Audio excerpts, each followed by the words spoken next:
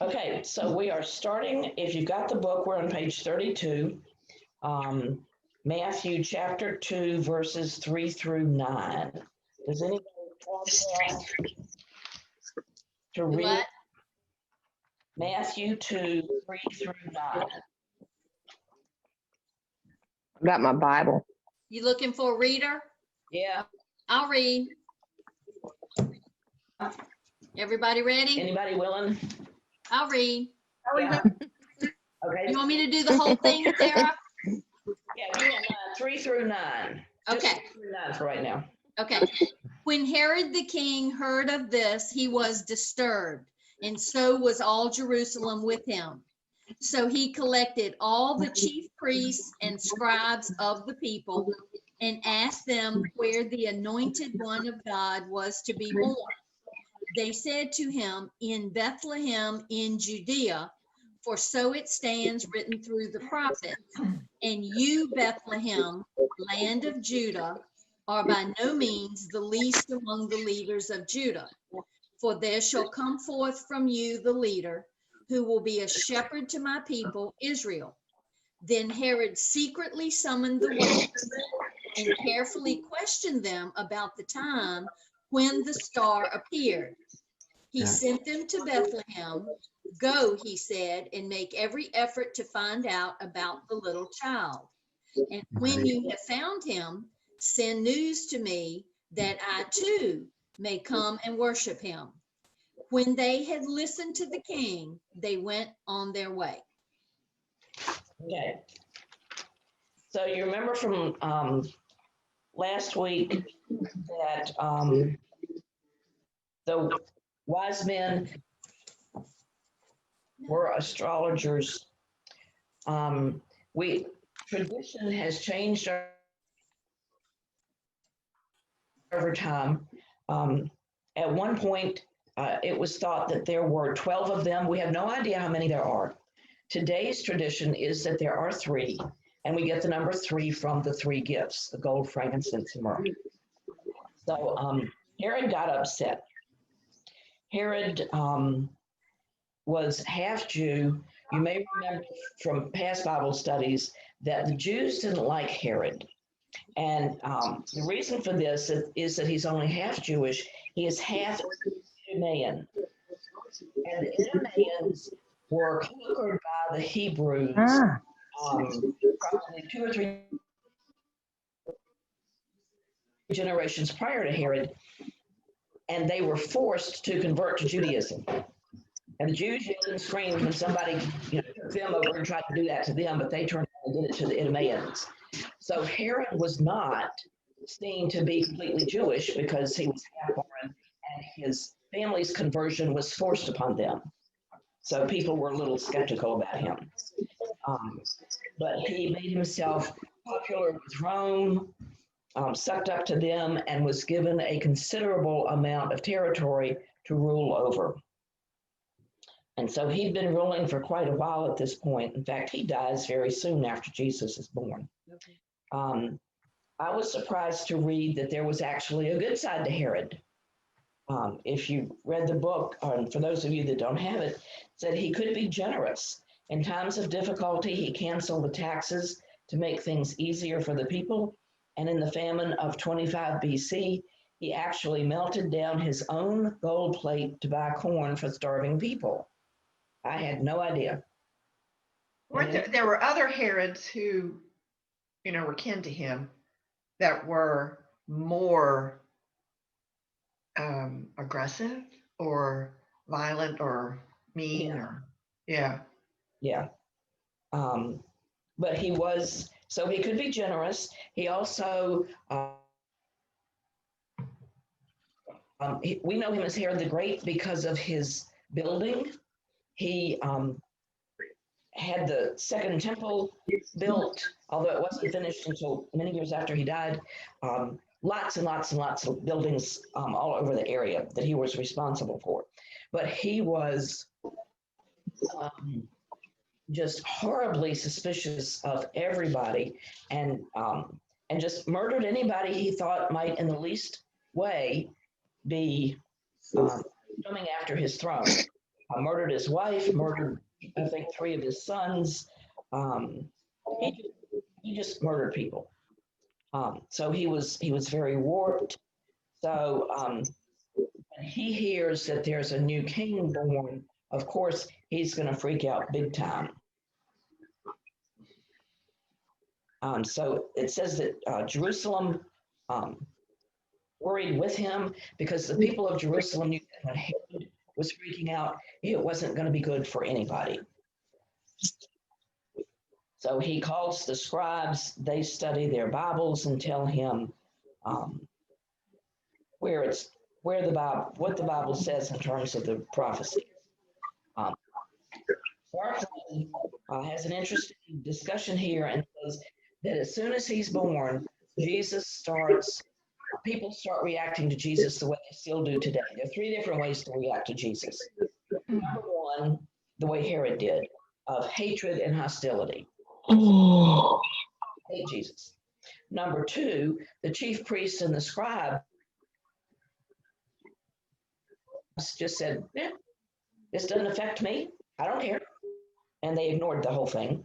And then the reaction of the wise men, which hopefully is our reaction, is one of worship and adoration. Any comments, questions about that section? Okay. This is just like standing in front of a classroom. Okay. Gifts for Christ. Can somebody read verses 9 through 12? I'll read it. Thank you.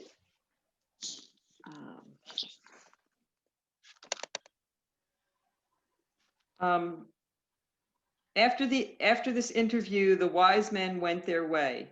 Once again, the star appeared to them, guiding them to Bethlehem. It went ahead of them and stopped over the place where the child was. When they saw the star, they were filled with joy. They entered the house where the child and his mother, Mary, were, and they fell down before him and worshipped him. Then they opened their treasure chests and gave him gifts of gold, frankincense, and myrrh. But when it was time to leave, they went home another way, because God had warned them in a dream not to return to Herod.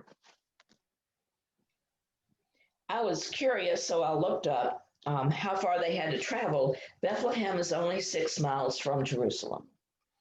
And I had I didn't realize it was that close. Huh.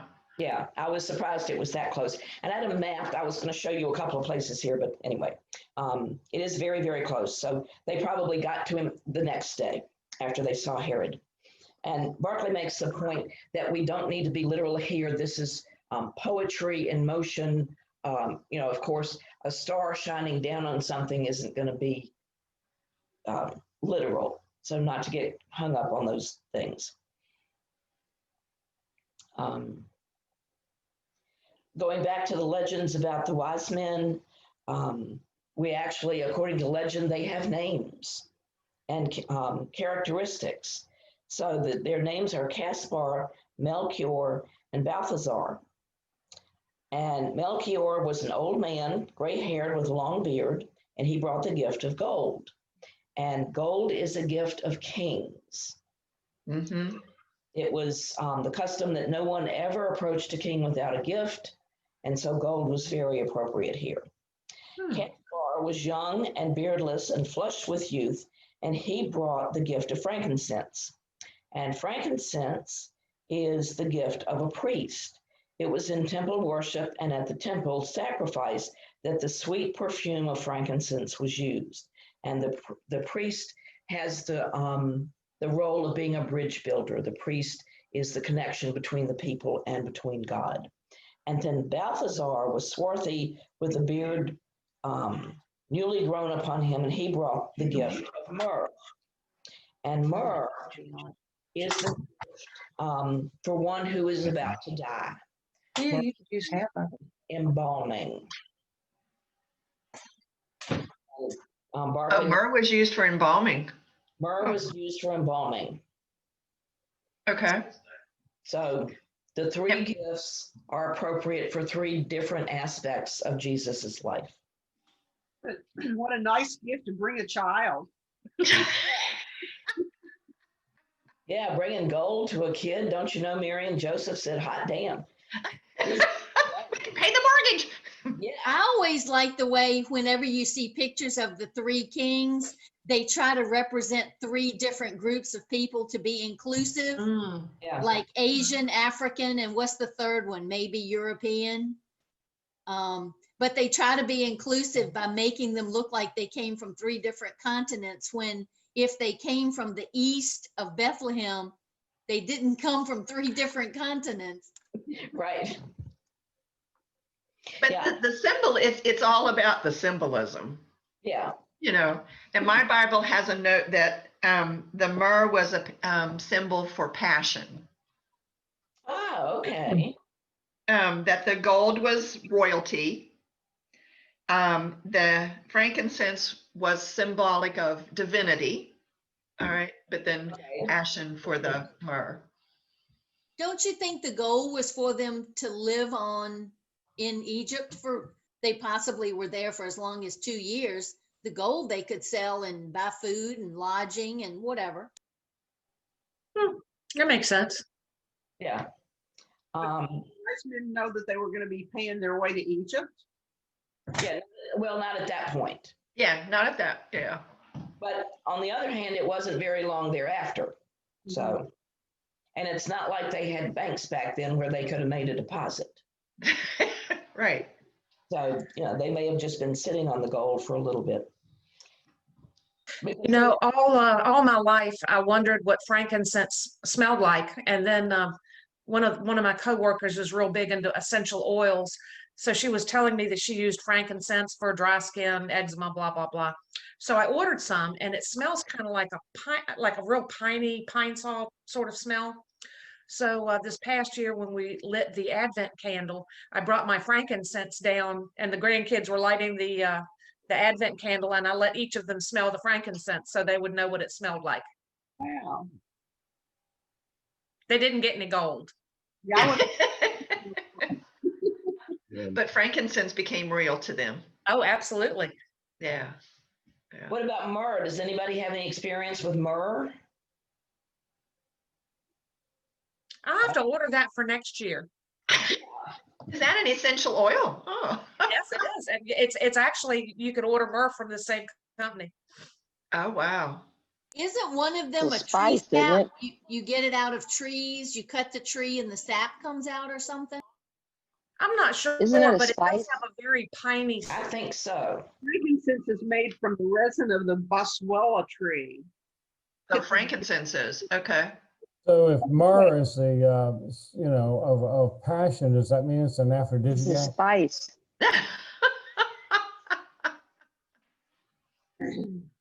Well, that's a different take on it, Harold. Slide.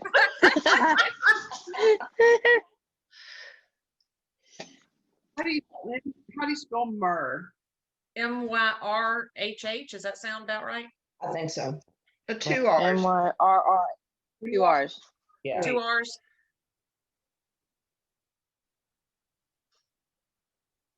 Natural gum and resin extracted from a number of small thorny trees.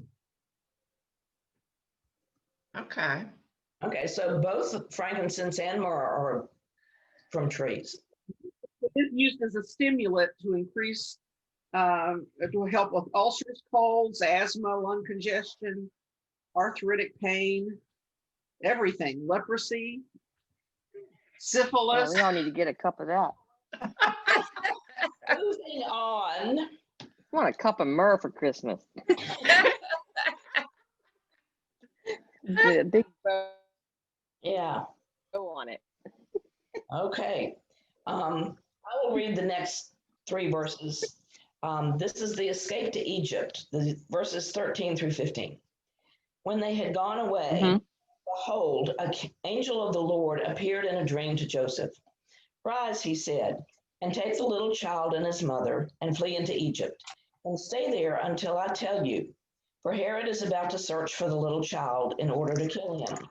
So he arose and took the little child and his mother by night and went away into Egypt, and he remained there until the death of Herod.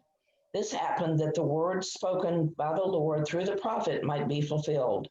Out of Egypt I have called my son. So Barclay makes the point that in the ancient world, people regularly saw God's messengers in dreams. So for Joseph to be warned to flee to Egypt was not at all out of the ordinary. And the flight into Egypt was also not particularly unusual.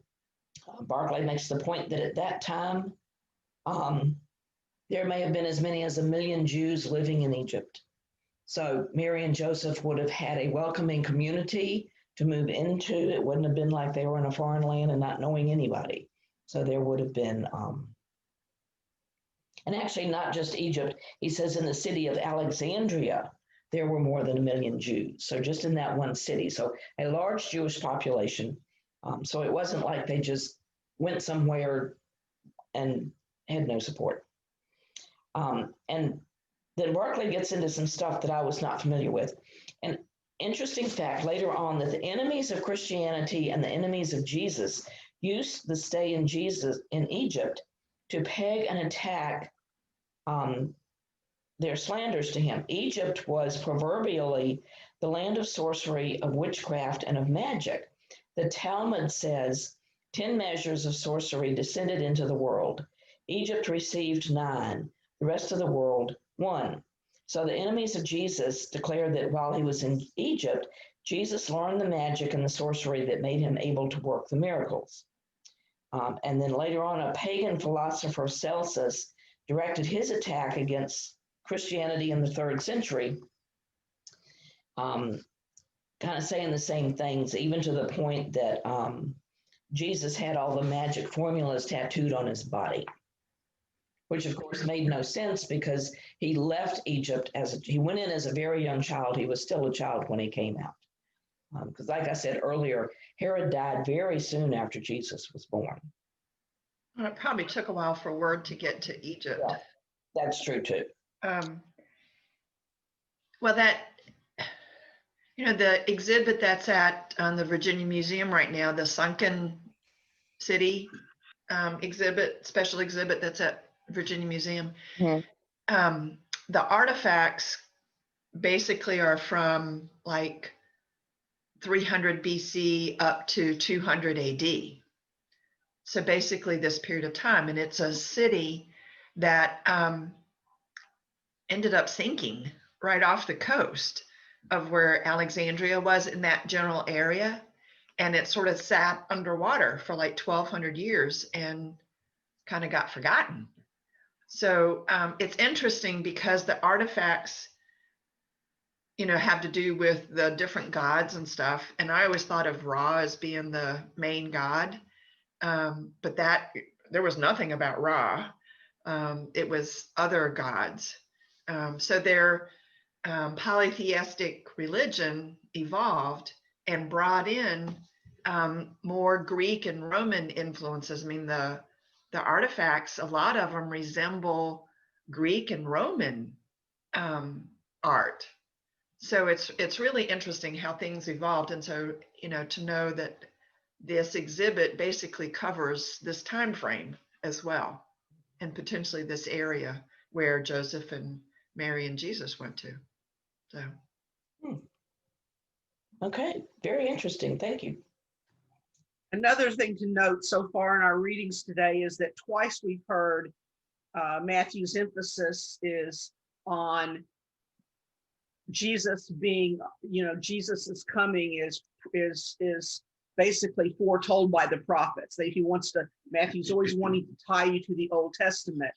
And in the first reading, he was born in Bethlehem, because that's where the prophet said he would come from. And then this one ends with, this happened that the word spoken by the Lord through the prophet might be fulfilled. Out of Egypt have I called my son. So he's constantly in Matthew, I think they mentioned it's like 60 sometimes or whatever, that it's mentioned back to the prophets and what's happening in the Old Testament. Right, and we'll see one coming up where Matthew claims that there's a prophecy that the Messiah will be called a Nazarene. And Barclay said that's just, really been a challenge for the scholars, because there is no prophecy in the Old Testament about the Messiah coming from Nazareth. Yeah, when I was doing research for the verse, chapter 1, verse 1 through 17, I was looking up all of the samples that Mark wrote in his book. And on that one, you search for prophet saying he's a Nazarene, and you can't find it anywhere in the Bible. We were talking about maybe there was some other source, that came from, Jewish sources that came from, but you can't find it in the Old Testament. And hopefully I've got it marked when I get there. Barclay says that there may be a play on words in terms of the Nazarene. It comes from Nazareth, right? Yeah. I also was not familiar with these two different legends about this trip. One of them had to do with Dismas. Ooh. Right. That was the action. The thief on the cross who nobody's ever heard of. Right. Dismas, this is according to legend, Dismas was the thief on the cross that asked for salvation. Well, according to the legend, Dismas was a thief for his whole life. He was with a band of robbers that came across Mary and Joseph and the baby as they're escaping into Egypt. And there was something about them that caused Dismas to stop his cohorts from robbing them. And he looked at the baby and said, if ever we see each other in the future, please remember me. So that's one legend. It's just a nice story. I mean, wait, could you even find where that came from? He doesn't even say what culture that comes from. Yeah. Huh. Well, there's. No, he doesn't. And then the other one, and there are a lot of things connected to Christmas trees that I know where they came from, but according to this one, another child story, that when Mary and Joseph are making this trip, they're tired, it's cold, they find a cave. So they take shelter in the cave, and a spider comes along and weaves a web, spins a web across the door of the cave. And then it gets colder and there's frost on the spider web so that it's very visible. And then Herod's soldiers come along and start to go into the cave searching for the family in case they're there, or searching for any babies, because they weren't looking just for Jesus. They were looking to kill all the babies of a certain age, the male babies. And the leader of the soldiers said, oh, look at this spider web. Obviously, nobody's passed through here for a long time. We'll go on. And so the spider web, and that's why we put tinsel on a tree, because it looks like spider web. Oh, So again, yeah, isn't that nice? Another legend I was not familiar with. Who knows where it came from? They're not even, either one of them's not even worth repeating. Oh, well. The last, and going back to what Susan was talking about, the last words of this passage introduce us to a custom which is characteristic of Matthew. He sees in the flight to Egypt a fulfillment of the words spoken by Hosea. He quotes it in the form, out of Egypt I have called my son. And the quotation is from Hosea 11:1, which reads, when Israel was a child, I loved him, and out of Egypt I called my son. The problem with this and with other prophecies that Matthew uses is that it had nothing to do with Jesus and nothing to do with flight to Egypt. It was nothing more than a simple statement of how God delivered the nation of Israel from slavery and bondage in Egypt. And we will see this again and again, that Matthew uses the Old Testament anytime he sees anything that could potentially be used to tie to Jesus, he does so. But that's to entice the Jews to become Christians, right? Exactly. Yeah. So it's like a tease. Yeah. Because and Matthew wasn't the only one that did that. No. But I think he was, at least in terms of the Bible, he was the most prolific. Mm. Okay. Next is Matthew 16 through 18. Then Herod saw that he had been tricked by the wise men, and he sent and slew all the children in Bethlehem and all the districts nearby. He slew every child of 2 years and under, reckoning from the time when he had made his inquiries from the wise men. Then the word which was spoken through Jeremiah the prophet was fulfilled. And this is another one having nothing to do with Jesus. A voice was heard in Ramah, weeping and much lamenting, Rachel weeping for her children, and she refused to be comforted, for they were no more. So he makes the point that this is the only place in recorded history that we have found anywhere that mentions this particular murderous act of Herod. Josephus doesn't record it. Nobody else records it. And then he goes on to say, but that doesn't mean it didn't happen. Bethlehem was a small town. At most, there would have been 20 or 30 babies, which, of course, is still a horrendous thing to do. But in light of Herod's other murderous actions, this wouldn't have been particularly notable. That's how horrible he was at killing people. And he gives another example in history from somewhere else that said, we know about this other massacre. I think it was up in Great Britain, where they know from other sources there was some kind of massacre, and one of the most prolific diarists didn't record it. So just because it is not mentioned doesn't mean it didn't happen. So Let me ask a question. Isn't there a Jewish tradition of repeating stories? I think, what is it called? Midrash? yes, Where, because this very much reminds me of the slaughter of the firstborn, when the Jews fled. So this is going to be a very familiar story to Jewish readers. I Good wondered about that point. too. Yeah. That's a good point. I didn't even think about that connection. yeah. Mm. And not just the murder of the babies, but how God got his people out of Egypt. That connection to Egypt. Parallel as well. Right. But it's funny, this time Egypt is a refuge, a place of safety. Yeah. Well, and they're trying to, I think that a number of times in Matthew and some other gospels, they're trying to parallel Jesus with Moses. Yes. Mm-hmm. Moses was the savior of the Israelite people hundreds of years ago. Jesus is the new savior. And if But any go ahead, if they Susan. haven't had the chance, there's the resources that I put up on the webpage, matthew.html at church, has an overview of Matthew, and it actually goes very quickly, like in 8 minutes or whatever, and it shows when it's connected with Moses, the structure of the book of Matthew, and the 5 discourses and everything, and kind of puts it together very quickly. It's really a fun little video. It to is. watch. I watched it. Yeah, it does. You really get the whole sense. Yeah. Yeah. An Yeah. So- interesting fact is that in Egypt today, though Christians are still persecuted, they're only about 10% Christians. The math department chair at Midlothian is a Christian from Egypt, and they would only give him basic education. He actually had to go to Libya to get a college degree, and then his whole family immigrated here because they don't guarantee you a job. You can't go to college. They are highly persecuted in Egypt today. Wow. Yeah. Yeah. Wow.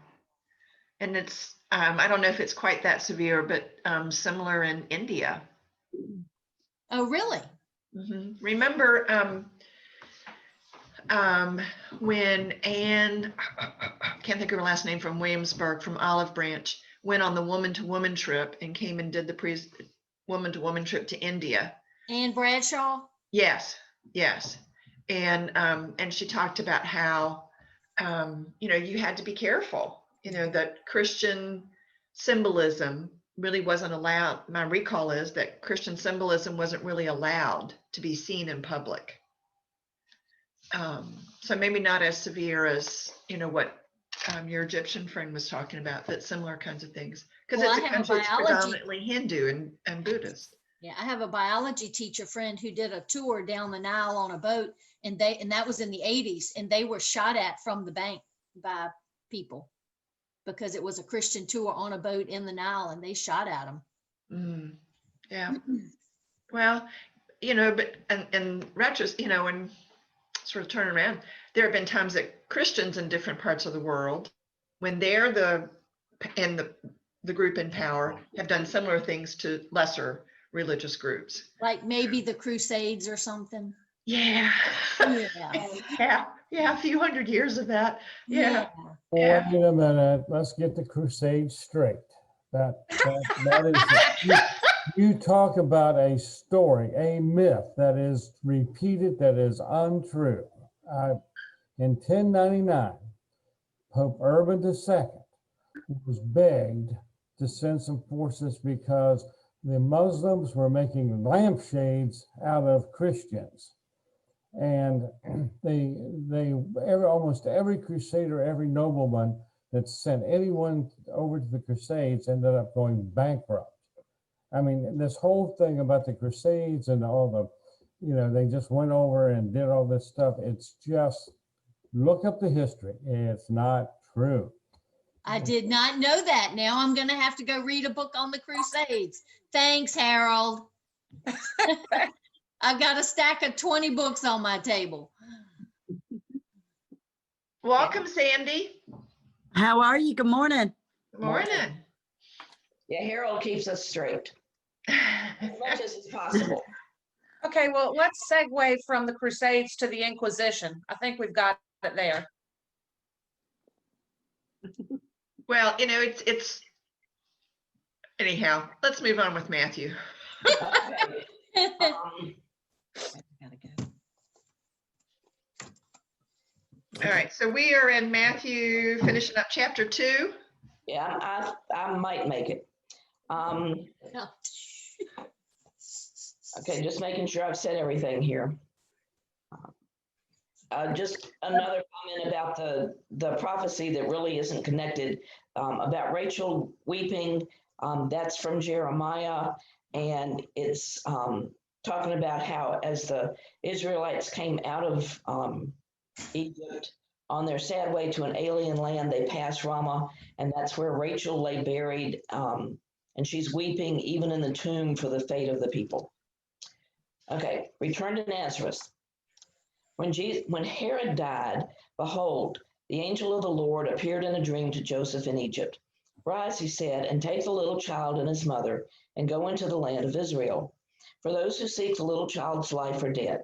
So he rose and took the little child and his mother and went into the land of Israel. When he heard that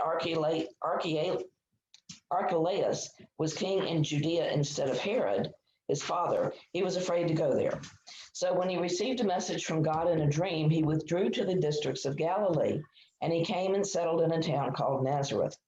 This happened so that the word spoken through the prophet might be fulfilled. He shall be called a Nazarene. And that we talked about that earlier.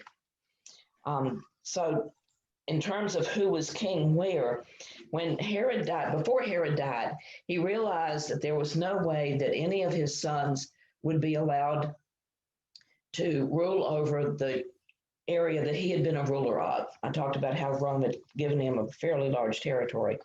So he split the area up between his 3 sons.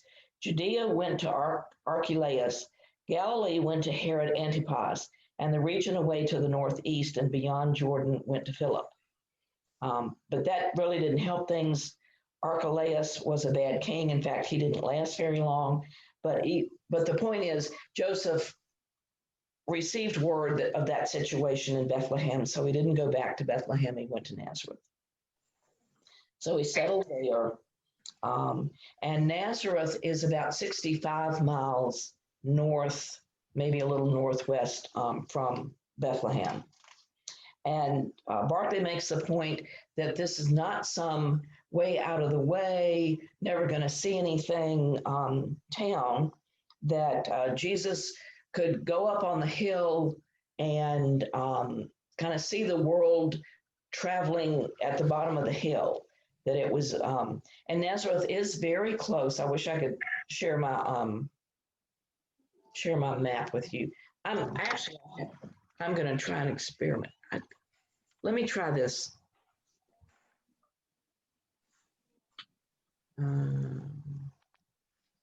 Okay, I'm not seeing it, so I'm not going to go any further. Since you didn't log in, Sarah, I don't think that you have that. Yeah, since I wouldn't, yeah. But anyway, Nazareth is very close. I'm going to guess maybe 10, 15 miles from the coast. And it is possible that he would have seen lots of movement that was very close to a crossroads. Sarah, my Bible has a Hard to know note. exactly, but anyway, Barclays. There we go. Tracy had it. Mhm. What's your note? She was showing us See the that? map. Oh, yeah. Right, there's Nazareth right there. Yeah. Oh, yeah. Okay.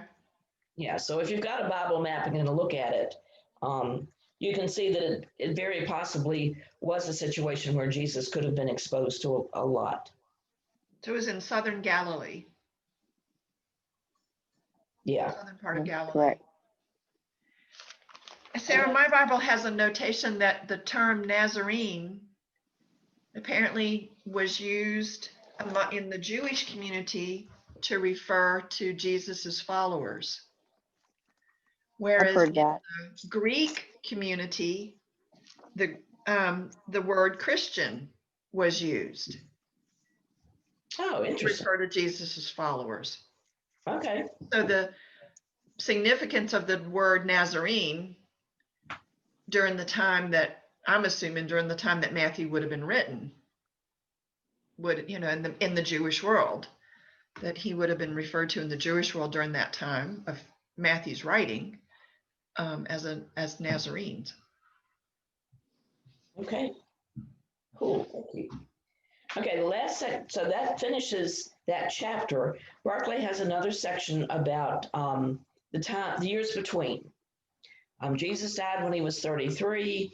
All of this activity very possibly took place, before he was 4 or 5. So the vast majority of his life is not recorded. Because at most, his ministry lasted 3 years and may have been considerably less than that, depending on which gospel you're reading. So Barclay speculates what Jesus was doing in that time. And another speculation, I mentioned this last week, Sue Monk Kidd's latest book, I think it's The Invention of Wings, is and she's done a lot of historical research, speculates that Jesus married as a young man, and Oh, no, it's the Book of Longings. The Book of Longings. The Book of Longings. That's right, the Book of Longings. Very interesting speculation about, although it's from the perspective of his wife, it does talk about the beginning of his ministry, even before we see him. So Barclay says that one thing Jesus was doing, he was just growing up.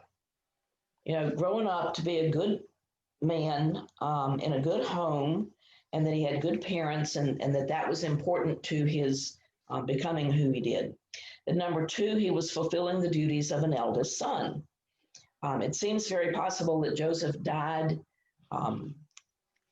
while his children were fairly young, and so Jesus was taking on the role of the family, head of the family, and he became possibly the village craftsman of Nazareth to support his mother and younger siblings. And then thirdly, he was learning what it was like to be a working man. He was learning what it was like to have to earn a living, to save, to buy food and clothes, and maybe sometimes a little pleasure, who knows, to meet the dissatisfied and the critical customer, and the customer who would not pay his debts. If Jesus was to help men and women, he must first know what their lives were like. He did not come into a protected, cushioned life. He came into the life that all must live.